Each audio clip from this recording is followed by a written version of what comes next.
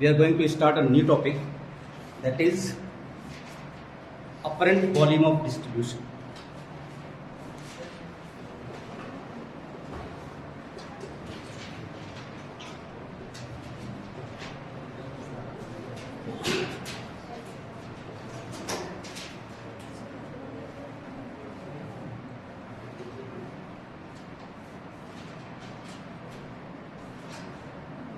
Volume में quantity होता है, राइट? कितना ml है, कितना लीटर है, यही होता है, ये वॉल्यूम है, ठीक है। तो अपरेंट वॉल्यूम ऑफ डिस्ट्रीब्यूशन एक थ्योरेटिकल वैल्यू होता है, ठीक है। दिस इज एक्चुअली ये not a real volume, fine. ये थ्योरेटिकल वॉल्यूम होता है। हम इस कंसेप्ट को एक एग्जाम्पल से समझेंगे। एग्जाम्पल है, डिजॉक्सिन एक ड्रग है, राइट? जब आप डिजॉक्सिन का डोजिंग करते हैं तो आपको उसका जो बायो अवेलेबिलिटी है, मान लो कि आपने डिजॉक्सिन को इंट्रावेनस एडमिनिस्टर किया, इंट्रावेनस रूट से, ठीक है। 500 माइक्रोग्राम का डोजिंग रखा आपने।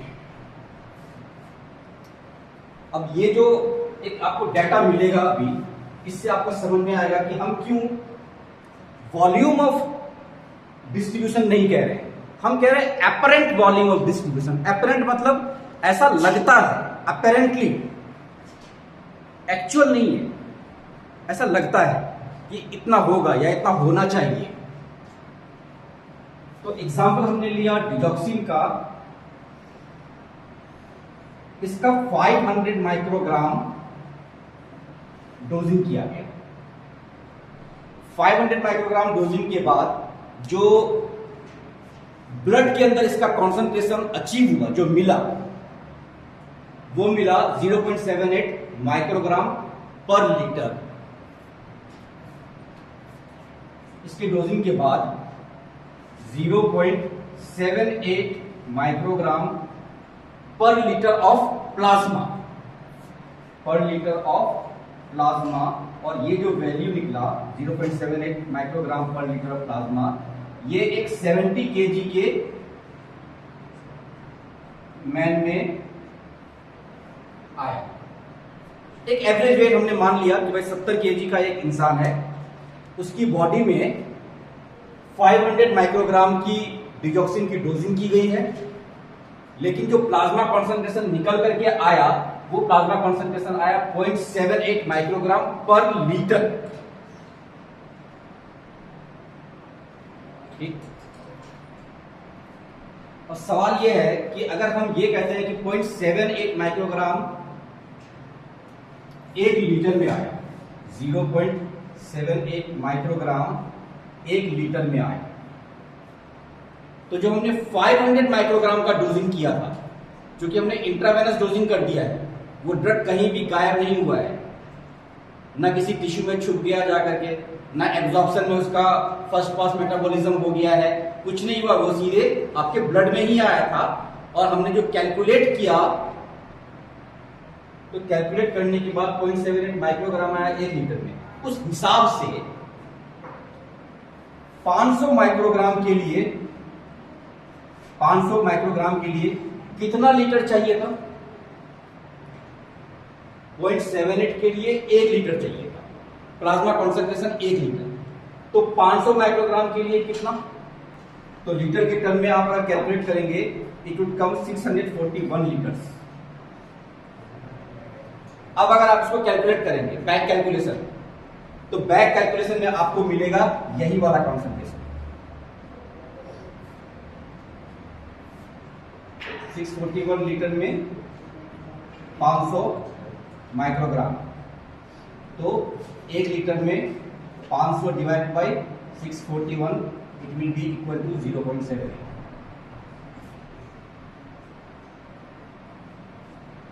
इसका मतलब क्या हुआ? इसका मतलब ये हुआ सिंपल, कि 70 केजी का एक इंसान था, उसके बॉडी में, हम फिलहाल प्लाज्मा की बात कर ले रहे हैं बस, उसके बॉडी में प्लाज्मा में जो डिटेक्ट हुआ 500 माइक्रोग्राम के डिजॉक्सिन के डोजिंग के बाद, वो डिटेक्ट हुआ 0.78 माइक्रोग्राम पर लीटर, ये डिटेक्ट हुआ।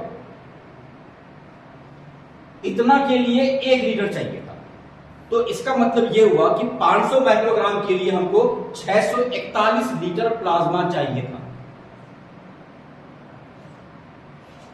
ठीक है, तब जाकर के इक्वल प्रोपोर्शन आएगा कि भाई ये और ये 641 लीटर प्लाज्मा है हमारे बॉडी में, 70 केजी के तो हम हैं।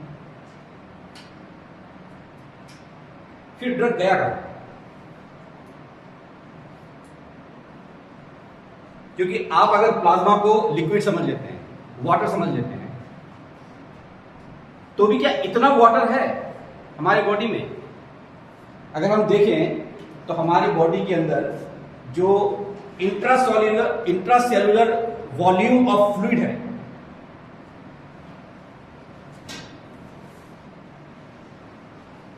इंट्रासेल्युलर वॉल्यूम जो है हमारी बॉडी के अंदर, मतलब जितने भी सेल्स हैं उन सेल्स के अंदर जितना साइटोप्लाज्म है, जितना पानी है, सारे सेल्स का साइटोप्लाज्म या सारे सेल्स का वाटर अगर हम जोड़ दें तो वो 28 लीटर के आसपास बनेगा।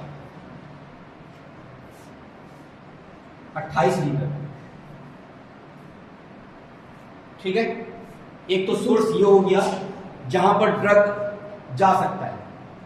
ठीक है, उसको प्लाज्मा नहीं मिल रहा है इतना, तो वो सेल के अंदर जाएगा और उसके साइटोप्लाज्म में वो जमा हो जाएगा।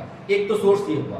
दूसरा सोर्स, एक सेल और दूसरे सेल के बीच में जो स्पेस होता है, ये स्पेस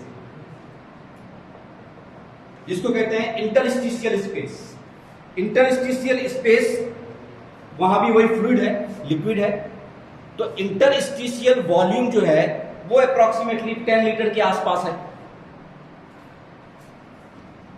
इंटरस्टिशियल वॉल्यूम ये 10 लीटर के आसपास है। अब बच गया आपका ब्लड या प्लाज्मा। प्लाज्मा है 4 लीटर के आसपास।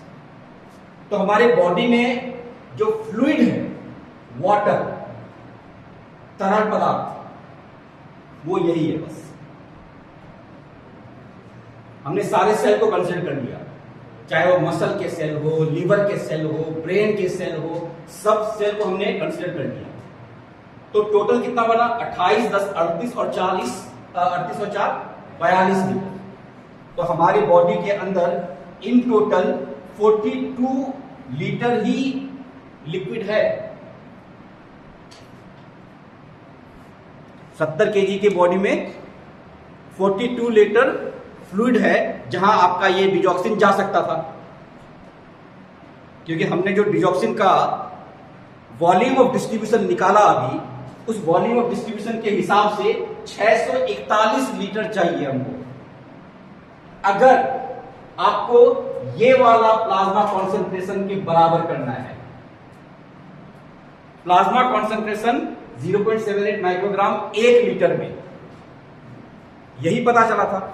तो अगर हम ये चाहते हैं कि डिजॉक्सिन बॉडी में कहीं भी चला जाए, अगर हम कैलकुलेट करें उसका कॉन्सेंट्रेशन, तो हमको हर फ्लूइड में, हर जगह पर हम कहीं से भी सैंपलिंग कर लें, वो 0.78 पर लीटर ही निकले। ठीक है, तो ऐसा हुआ नहीं, 641 लीटर है नहीं, टोटल निकला 42 लीटर। 42 लीटर और 641 लीटर, तकरीबन 600 लीटर का फर्क है। कहां गया आखिर डिजॉक्सिन? इसका मतलब यह हुआ कि डिजॉक्सिन, एक बात तो क्लियर है कि डिजॉक्सिन सिर्फ और सिर्फ ब्लड के अंदर, वस्कुलर कंपार्टमेंट के अंदर लिमिटेड तो नहीं रहा, वो भागा है वहां से। इसका मतलब यह हुआ कि वो मसल्स में गया, हार्ट में गया, किडनी में गया, लीवर में गया, हर जगह गया वो, और अपने आप को पूरे बॉडी के अंदर डिस्ट्रीब्यूट कर लिया उसने। इसीलिए हमने कहा कि ये एक अपरेंट वॉल्यूम ऑफ डिस्ट्रीब्यूशन है। This 641 litre is apparent volume, जबकि एक्चुअल वॉल्यूम क्या है आपका? एक्चुअल वॉल्यूम तो आपका 42 लीटर है अगर इसी में जाता तो, बट ये इतना नहीं है। कैलकुलेट करने के बाद पता चला कि no, this is actually 641 litre according to the fact कि 1 लीटर में 0.78 माइक्रोग्राम डिजॉक्सिन पाया गया ब्लड के। क्या ये समझ में आया? थोड़ा सा हम क्यों कह रहे हैं अपरेंट वॉल्यूम ऑफ डिस्ट्रीब्यूशन, हम क्यों एग्जैक्ट वॉल्यूम ऑफ डिस्ट्रीब्यूशन नहीं वर्ड यूज करते हैं? क्योंकि अगर आप volume of distribution word use कीजिएगा तो उससे आपका कहीं भी फिगर जो है वो टैली नहीं करेगा, है ही नहीं इतना वॉल्यूम। तो हम apparent volume of distribution measure करते हैं, और अगर अपरेंट वॉल्यूम ऑफ डिस्ट्रीब्यूशन पता चल जाता है तो आप उससे यह पता कर लेते हैं कि आपका ड्रग कहां कहां जाएगा। अगर अपरेंट वॉल्यूम ऑफ डिस्ट्रीब्यूशन 3 से 4 लीटर है, 5 लीटर है, इसका मतलब क्या होगा? ड्रग आपका कहां रहेगा? प्लाज्मा में रहेगा, वस्कुलर कंपार्टमेंट में। अगर अपरेंट वॉल्यूम ऑफ डिस्ट्रीब्यूशन आपका 10, 12, 13, 14 है तो ज्यादा से ज्यादा कहां जाएगा? प्लाज्मा के अलावे कुछ टिश्यूज में चला जाएगा, वो कुछ इंपॉर्टेंट टिश्यूज में जा सकता है जहां पे उसको जाना है, जहां उसका दिल करेगा। और अगर अपरेंट वॉल्यूम ऑफ डिस्ट्रीब्यूशन 20 से ज्यादा है, 20 लीटर से ज्यादा, तो इसका मतलब हुआ कि वो पूरे बॉडी में डिस्ट्रीब्यूट होगा। तो this was the concept of apparent volume of distribution. Now एक टर्म है इसके बाद, रीडिस्ट्रीब्यूशन ऑफ ड्रग। एक दफे ड्रग डिस्ट्रीब्यूट हुआ और उसके बाद वो ड्रग रीडिस्ट्रीब्यूट होगा, यानी 2 बार डिस्ट्रीब्यूशन। Redistribution of drug. हम एक एग्जांपल लेते हैं। एक बार्बिट्यूरेट है, बहुत शॉर्ट एक्टिंग बार्बिट्यूरेट। ऑलराइट, उस बार्बिट्यूरेट को यूज किया जाएगा एनेस्थेसिया इंड्यूस करने के लिए, right? The drug is thiopentone.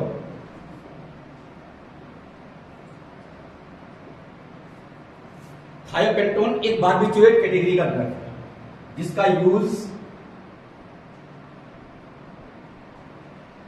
General anaesthesia के लिए होता है,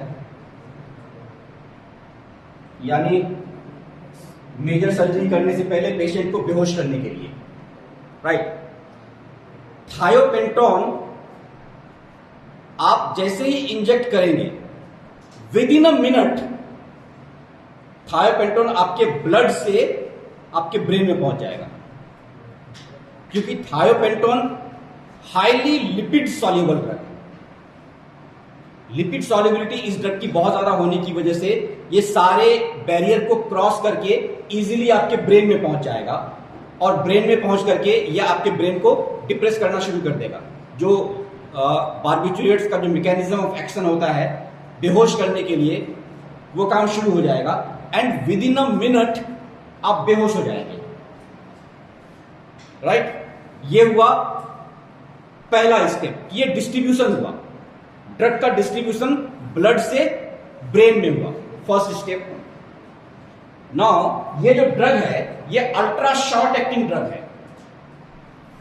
दिस ड्रग इज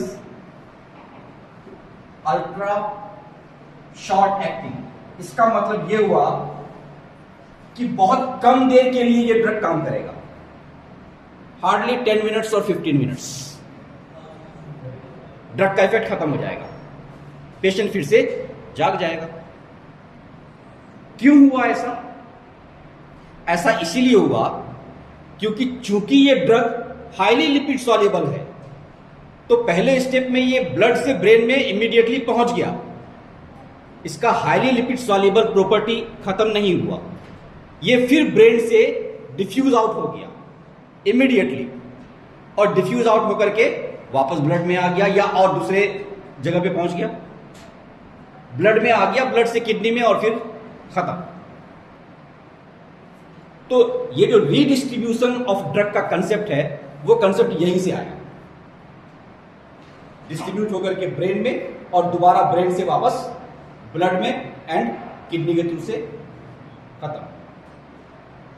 तो due to its very short acting duration of action and due to its highly lipid solubility, this concept takes place, redistribution। तो redistribution की वजह से इसका जो एक्शन है वो टर्मिनेट हो जाता है, वो खत्म हो जाता है।